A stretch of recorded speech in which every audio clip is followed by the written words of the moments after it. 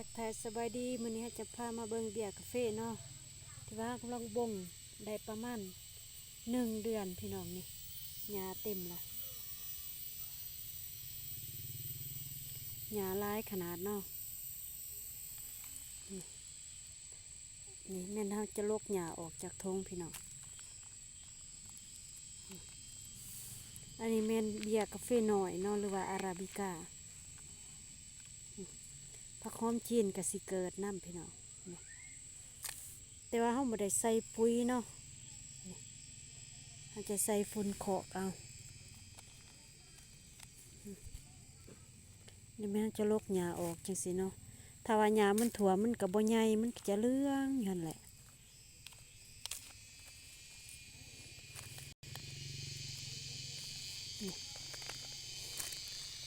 ถ้ามันใหญ่แล้วจึงไปปลูก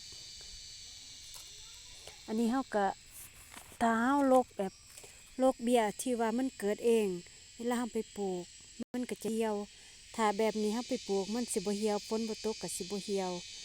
ลักษณะเฮาบ่ปลูกตอนฝนตกหั่นน่ะแต่ฝนเช้าคือมื้อนี้ฝนตกมื้ออื่นเฮาปลูกก็ได้จังซี่มันสิบ่เหี่ยวแล้วมันสิติดเลยมันอาจสิบ่ได้นับศูนย์เนาะแต่เฮาปลูกปึ๊บถ้าเฮาเอาพุ่นห้องพื้นมันก็บ่พอ2-3 มื้อมันก็กินได้แหละแล้วมันก็ใหญ่ไว้เนาะมันบ่เสียเวลาอีกบ่เสียเวลาพื้นโตว่าสิซะถ้าเป็นคนเฮาก็ได้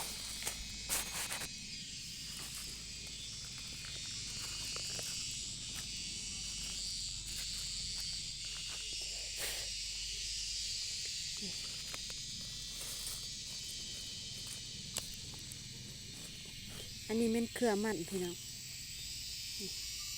แสบอันนี้มันจะเป็นเครืออะไรมากมันจะอยู่แถวเครือเนาะเป็นหน่วยเอามาต้มเลยแสบ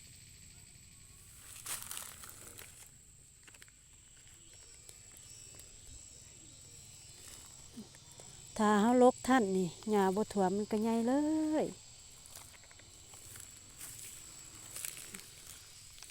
คันหญ้าท่วมมันสิหยุดเนาะคือ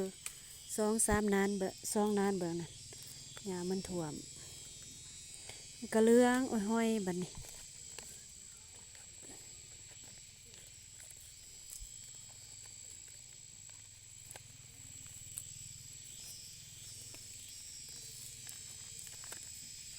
อันนี้แม่นที่ว่าเฮาบ่งใหม่เหลืองๆลักษณะแบบว่ามันตายเนาะเฮาก็เอามาซ้ำใหม่อีก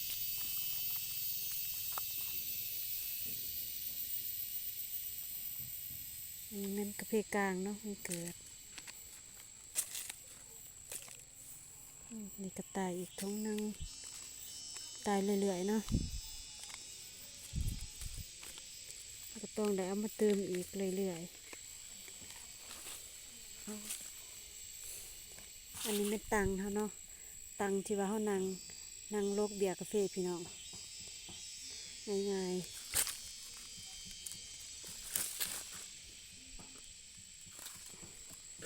สบาย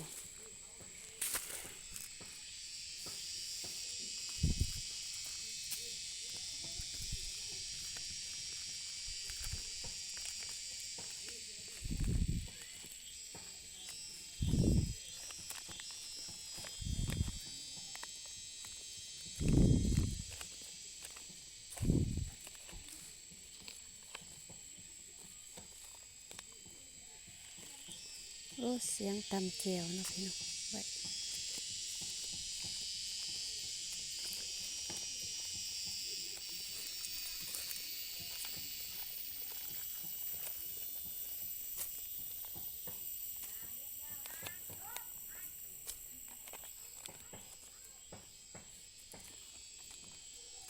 มันจะเคี้ยวงามมันยามบ่ถ่วมก็ใหญ่ไปเลยคือกันกับคนเฮาแหละท่านบ่มีพยาธิมันก็ใหญ่ไว้เนาะถ้ามีพยาธิมาตองแล้วนี่เห็นดอกพร้อมกันมีกกใหญ่มีกกน้อย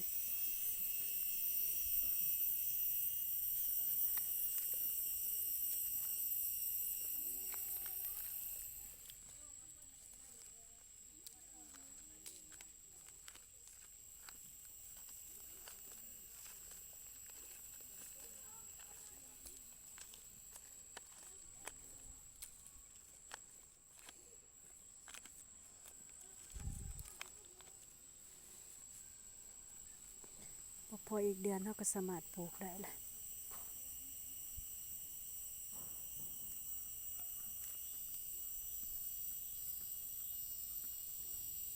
โอ้ขันแมงวันยุ่งลายขนาด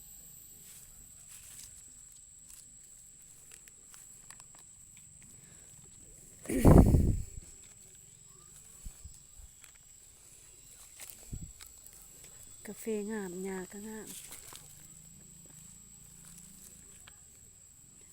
อันนั้นเป็นใบขิง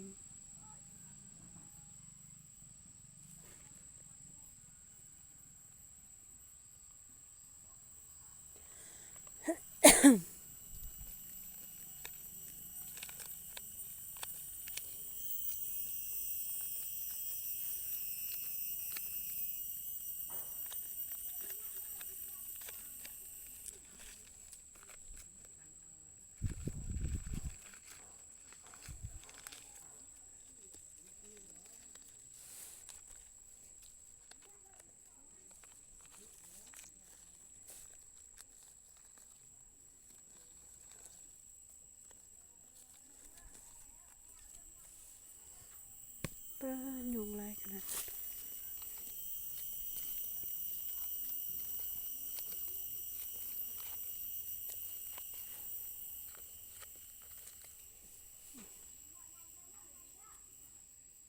ลกหญ้าอันนี้เป็นพันธุ์เฮาเลือกเนาะแขนยาวคอทีหมากดก